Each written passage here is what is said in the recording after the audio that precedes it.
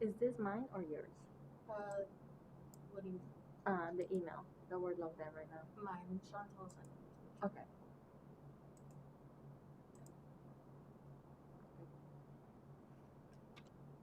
I think we should have this one. Oh yeah, no, for sure. I'm just waiting for her to send it so that I can just use this one.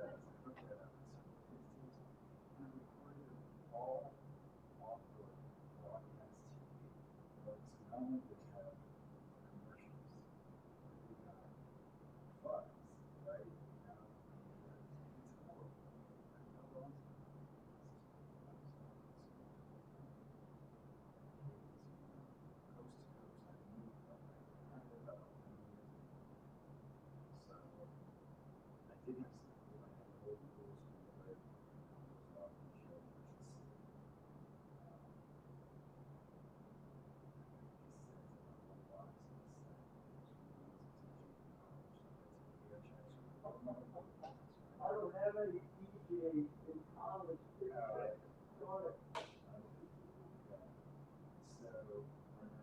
I don't, you know what I don't have? I also don't have the in practice on and I wish I did. But that, you know, with all this flying around. This picture statter has it. Yeah, I don't know. You know what I used to? You did get that good. When I was in Houston, the traffic, it got that. It was number one station.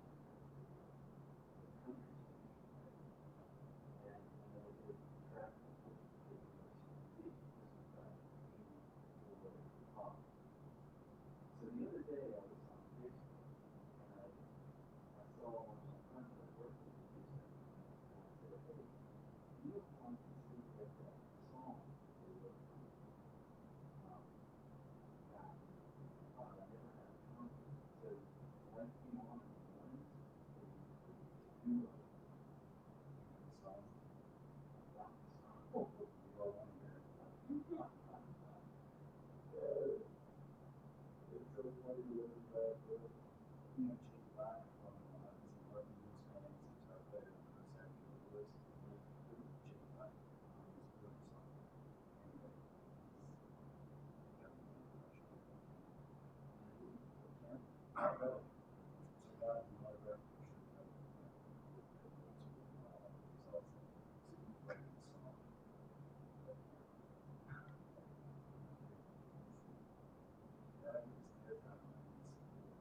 every morning, they get focus on giving information.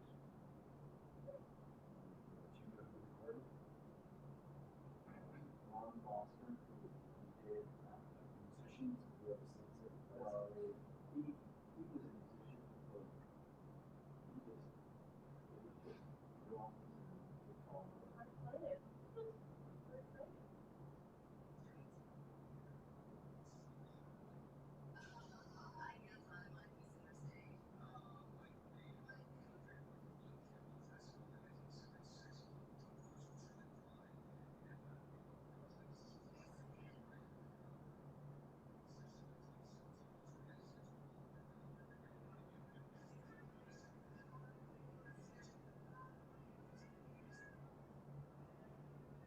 That's cute. That's too fucking cool. Where was that? Where was that? Have you posted it on Facebook too? No, it's either, it was at KFM in Houston, Texas, back in 1985. And, he's been with, my track before the days.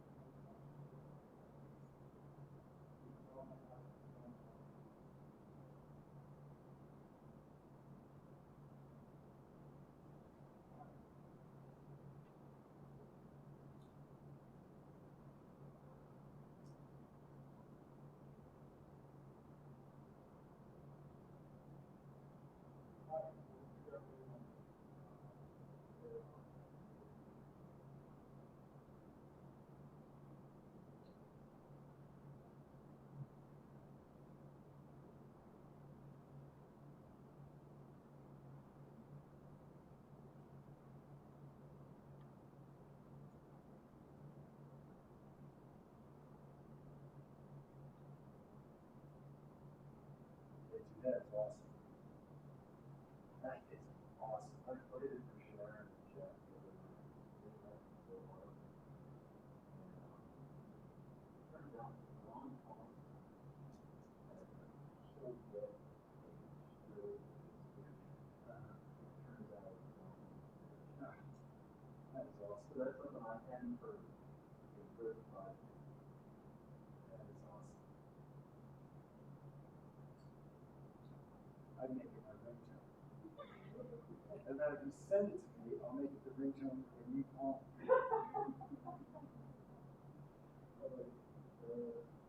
I don't even know how to do that. Just true.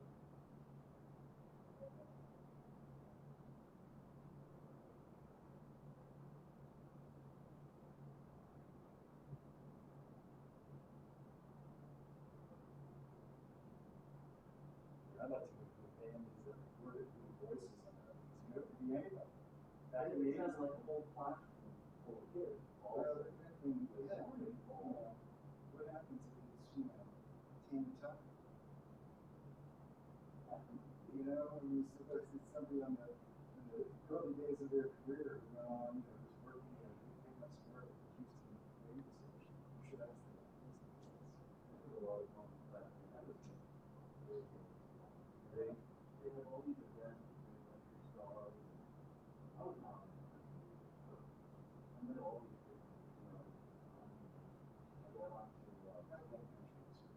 John Conlon, remember him? Yeah, He had his school bus, and I sat there with him.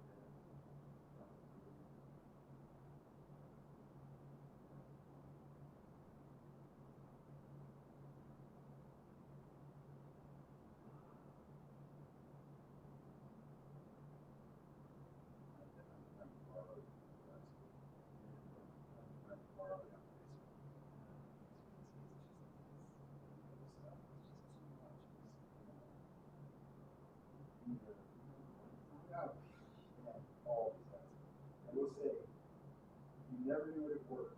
Like I knew it because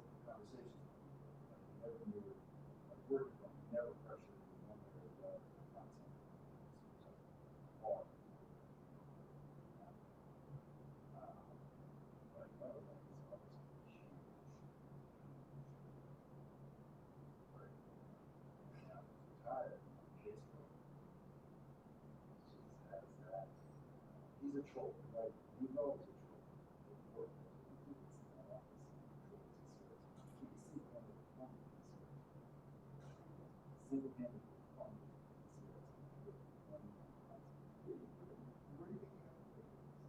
I published a lot of figures. Oh yeah, I mean everything. Well, you know, radio executive tells me that, oh yeah, you know,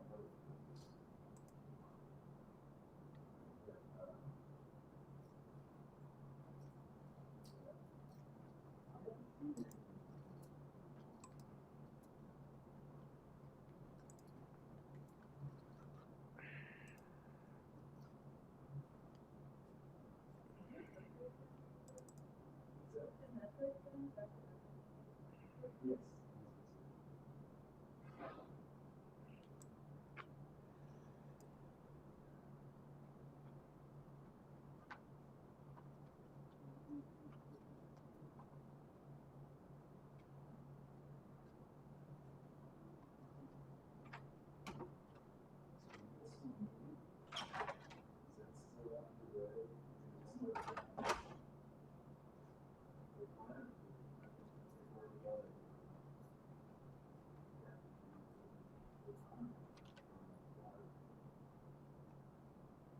I would think that they would read how much square footage actually need in the world. Well,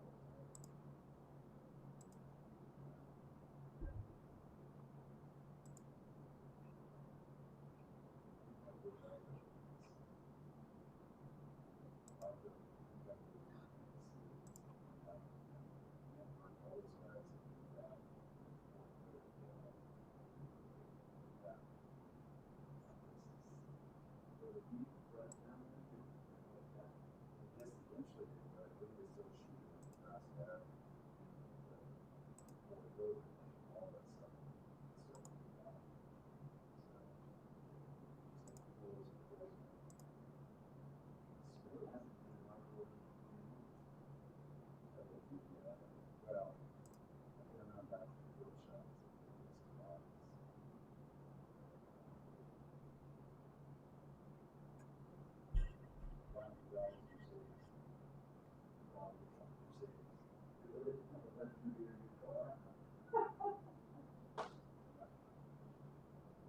Is it a diesel? No, it's not a diesel. It's a good car. I mean, I'm not gonna say it's that out there, but you know, it's way too. It doesn't matter. It's a car. It's got a 100,000 miles on it. You know, the other, you know, other than 2012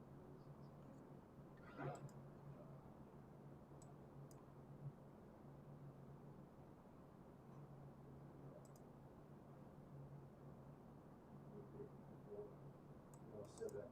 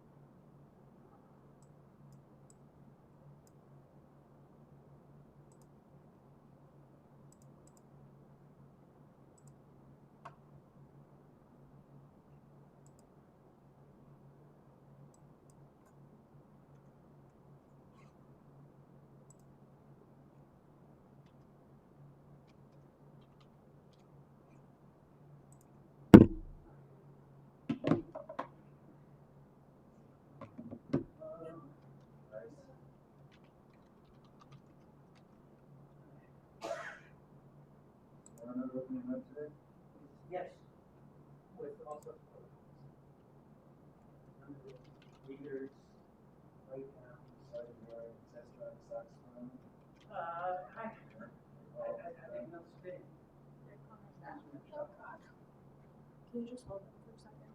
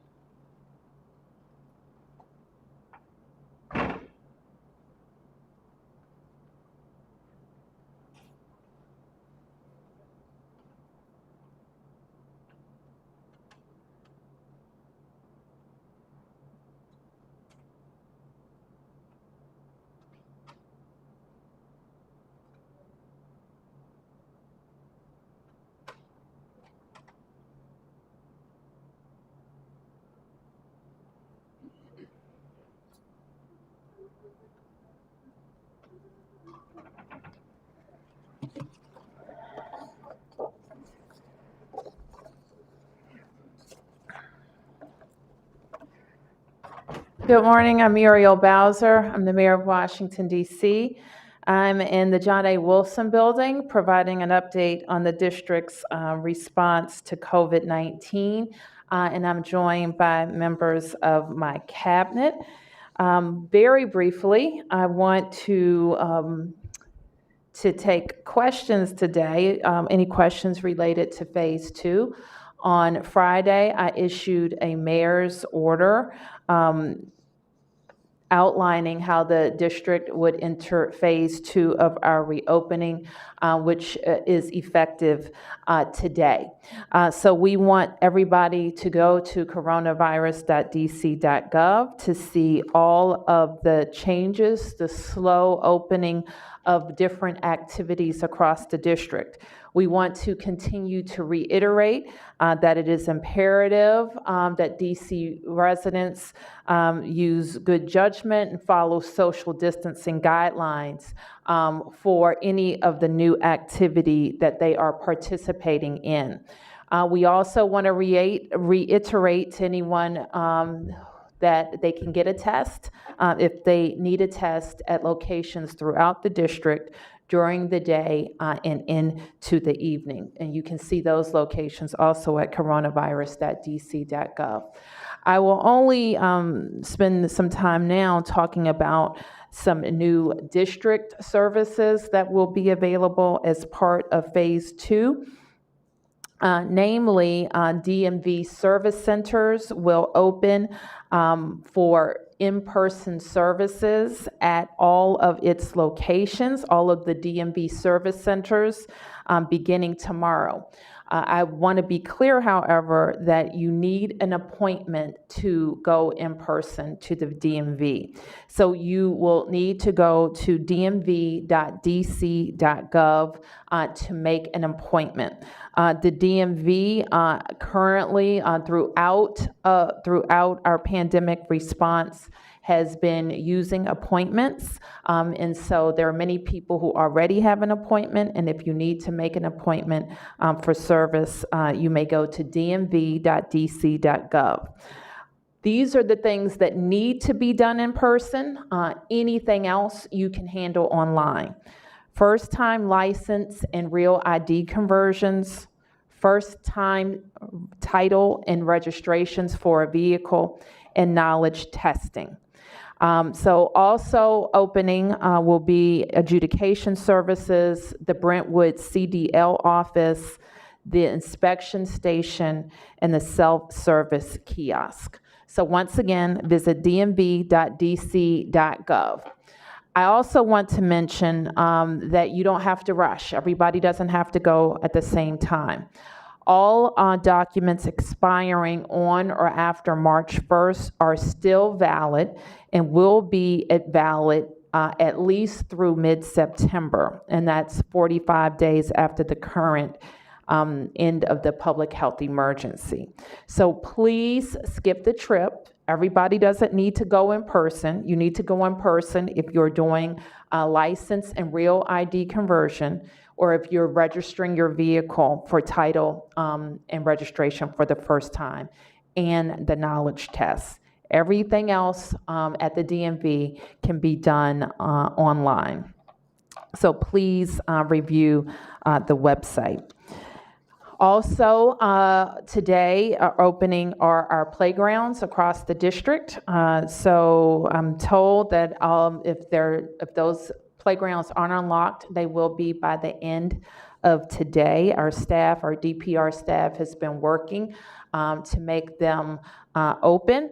And the reminder to parents and caregivers is to frequently clean minors, children's, and your hands and faces. So frequent hand washing or use of hand sanitizer is appropriate for use of a playground.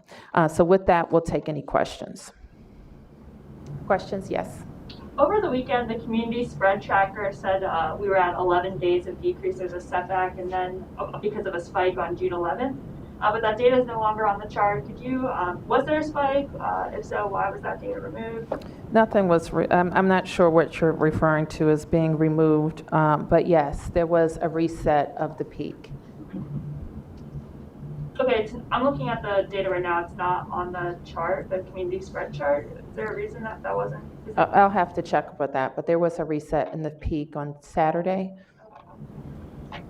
Yes. Mayor, so the president has announced that he wants to have a July 4th celebration on the mall. What's your take on that? We've asked you about it before, and there was some questions about trying to limit people down on the mall.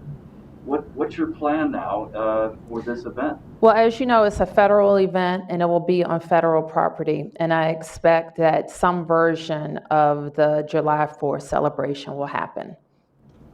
Are you going to, you said previously that you would work with the National Park Service, I think you said, on those plans. But do you have any plan whatsoever to try and limit people from coming in to the city? I don't know what you mean by that. Back when we were trying to keep people away from the cherry blossoms, roads were blocked to keep people from going down there. Do you see a similar kind of situation? I expect that there will be some traffic mitigation that either the federal government will put in place or we will help them with for traffic mitigation. But there's typically traffic mitigation around because there's a parade typically. There won't be a parade today. So I would expect pretty significant traffic limitations. Has there been a discussion with the Park Service or the U.S. Park Police in trying to limit a crowd on the mall? I have had conversations with the Secretary of the Interior. I can't say that we're entirely clear what the scope of the event will be at this time, but those conversations will continue. All right, and then just to follow up on that, back when the flyover happened with the Blue Angels and the Air Force, people were asked not to go down to the mall, but they did anyway. You had a very large crowd down there, and I don't recall there being a spike at that time. So would you still be concerned, though, if all of a sudden you get 100,000 people showing up on the mall? Yes, I absolutely would. I don't know that those are the estimated crowd numbers. You mean from the flyover? I mean from the 4th of July events. Oh, okay. Although I don't know off the top of my head if we've had crowds that size. Any other questions? Yes, Sam. Mayor, when you talked about the rec centers opening, of course we have the summer job program. Playgrounds. Playground. Outside, yep. But we got the summer job program. I'm just curious, will some of these young people be working there, or any idea of, what? The Department of Parks and Rec does have a summer jobs program. If you're asking me, will there be in-person or all virtual? I'm not sure, but they do have a pretty robust summer jobs component that they use summer youth for programming. So I know that those youth will be certainly considered as part of any in-person opportunities that we have. Yes, Mark. Can we go back and get some clarification on the metrics for phase 2? Because sure. Now I'm more confused than I was before. I don't know why. What's confusing you? Tell me. Let me help clarify if I can. So if Saturday we reset to 11, Mm-hmm. before that, the website said we had clinched phase 2 metrics. We had, and I think Friday made 15 days, and then the data reset on or 14 days. I think Saturday would have been the 15th day, and the data reset to 11. So how many sustained days do we have now? I think 13 days. And what about contact tracing? Are we where we're supposed to be according to your metrics for contact tracing? Yes, we are. The last day that we have that has been confirmed by DOH and part of what we have reported is 100% first contacts with positive cases. And I think that number has been over 90% for 4 or 5 days. If we're at 13 today, Yeah. I don't understand if we needed to be at 14, how we can go into phase 2 at 13 if we're supposed to be at 14. We're going into it, Mark, because we achieved the 14 days, and that's the metric. And we always know that we could have different experiences with the data. We always know that, and we have the ability to go up and down. So it's my decision that it wouldn't be worth it to wait a day after we have announced the start date on this Monday. Yes. I just had a question about the church limit. I know they're allowed to have around 100 people inside for services. Why are churches allowed, or places of worship allowed to have more people than the limit on mass gatherings of 50 people? We had received a number of waiver requests for churches, and all of those kind of hovered around 100. And so we think that's kind of an outside number for most churches. And I think that it is better to deal with it up front, to say that you can either have 50% of your capacity or a max of 100 people, whichever is fewer. Why, if the limit on mass gatherings is at 50, why can places of worship have 100 people? I just told you. Of course, church places of worship want to have 100 people, like the most people they can in their facility, so of course they'll request that, but why, in terms of public health, guidance, would that be okay, whereas everywhere else can only have 50? I mean, I don't know how else to answer you. I told you that I frankly think that that is appropriate. Yes. Mayor, what about clubs like Blues Alley? Are they open as part of phase 2? Clubs are not open, other than if they're food serving. So if they serve some food, they can have live performances? No, they can serve food, and anything else would require a waiver. And we haven't issued any waivers for live performances. So that's probably a phase 3 thing, is that what you're suggesting, or? Well, it's not in phase 2, Sam. I don't know. I wasn't suggesting anything other than it's not in phase 2. Well, you said with a waiver. I mean, is anybody going to be waivered to have live performances and such things? That hasn't happened at this stage. Mayor, yes. Let me get to Julie. I don't think she has had a chance. I wanted to ask about the statue of General Pike that was taken down. Yep. Some people have asked, I know it's on federal land, but people have asked questions like, if that was the Lincoln Memorial being vandalized, would DC police step in to help? I wanted to give you a chance to respond to that, and also to respond to the president, who mentioned you again at his rally this weekend. I want to be clear that we don't think any destruction of property is something that should happen in the district, and regardless of how you feel about the statue. Do you think DC police should have stepped in that situation? I think that they made the call on the ground that they thought was appropriate in calling the park police, and we believe that the park police would handle it. Yes. Could I take another run at Sophie's question? You can. And maybe Dr. Nesbitt could help. But why is it safe for 100 people to gather in a church, but not 100 people to gather, but only 50 people to gather in any other circumstance? Why? Well, that's not exactly the case, because what the requirements say is that 50% of a retail establishment, and it doesn't have a number cap, can operate, or 50% of a restaurant could operate and doesn't have a number cap. So the restriction on churches is actually different than other indoor establishments in that it is still, regardless of their capacity, there's still a number cap. So a restaurant could have, if their capacity is 200 and they had the space for social distancing, they could have More than 100. Yeah, so the requirement, and to the point of the earlier question, is not more expansive, it's more, some would say, a church would say, it's more restrictive. Mayor, I want to ask you about the police reform bill. The council still has to vote on the temporary bill coming up.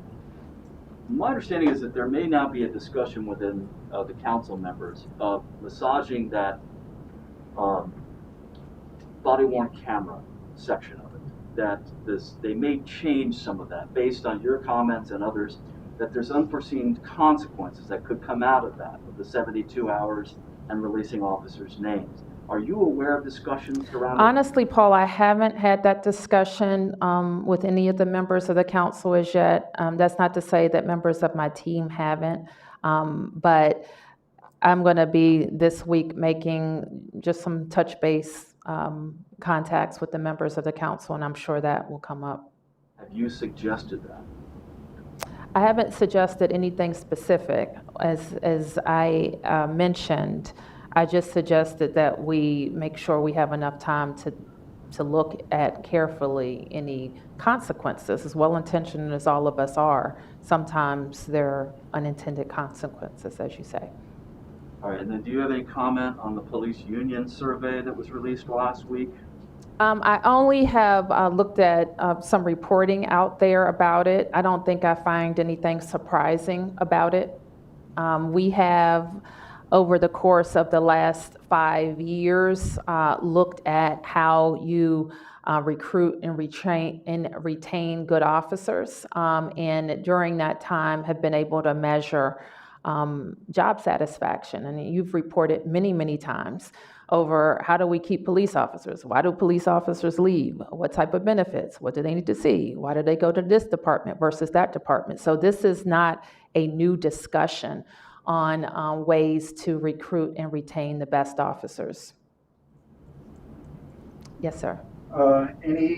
Can you give us any indication what phase 3 metrics might look like and when I know phase 2 is only hours old. Yes.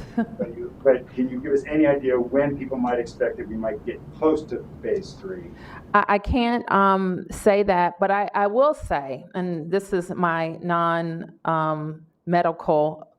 or epidemiological informed opinion, I should say trained opinion, is that we're adding a lot of activity right now.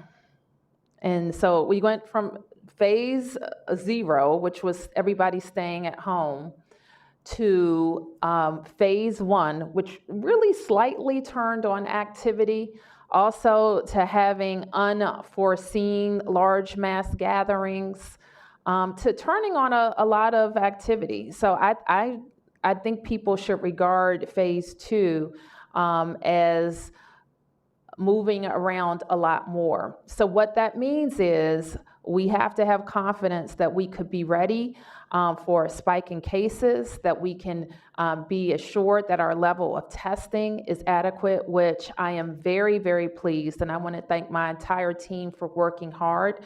We knew in phase 1 that we would expand and open up testing in more places than we had before, and we see people taking advantage of it. So people knowing where they can get tested, following social distancing guidelines strictly, not going crazy because we've turned on this activity, and also remembering that the virus is still circulating, not just in our city, but all around our region. So know that as you go out in starting to slowly turn your life on, you can encounter the virus any place. So you have to be very, very careful and get tested if you think you need a test, and then isolate. Yes. An analysis of how phase 1 impacted the transmission and also the protests, and when could we expect maybe a report on that? A report on phase 1? Yeah, and its effect, like its impact on community transmission and spread of the coronavirus, and including the protests as well. Well, we report on that each day. I'm not sure what else you want to see, but I can ask Dr. Nesbitt to speak to that. I'd caution you against requesting a special report on any particular activity's contribution to our cases. I think I've spoken about that at length. What our charge is to, as we have cases, is to try at best as we can to identify that individual's specific exposure. As we identify exposures that are linked or exposures that are common, we will advise the public to avoid those particular risks. So we'd be more than happy to share that as we identify those shared risks.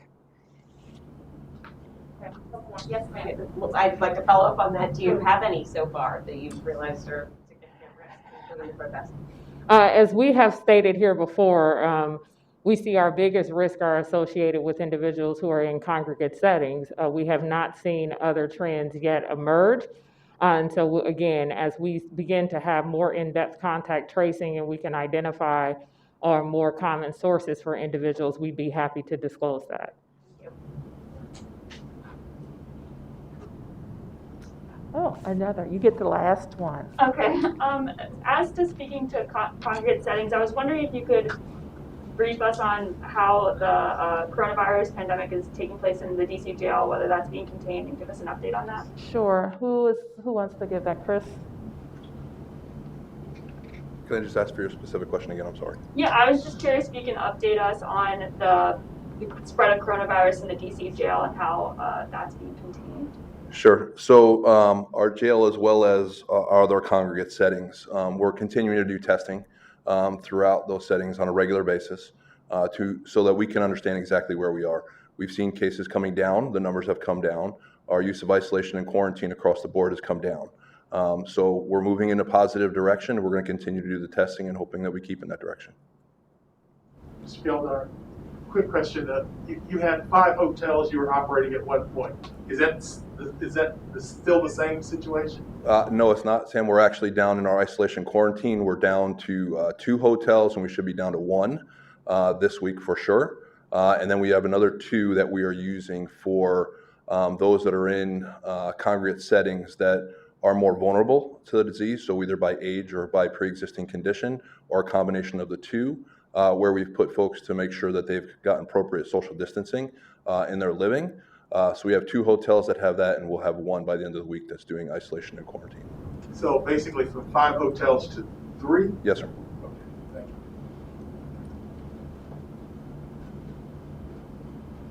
Okay. Thank you, everybody. Stay safe. Thank you.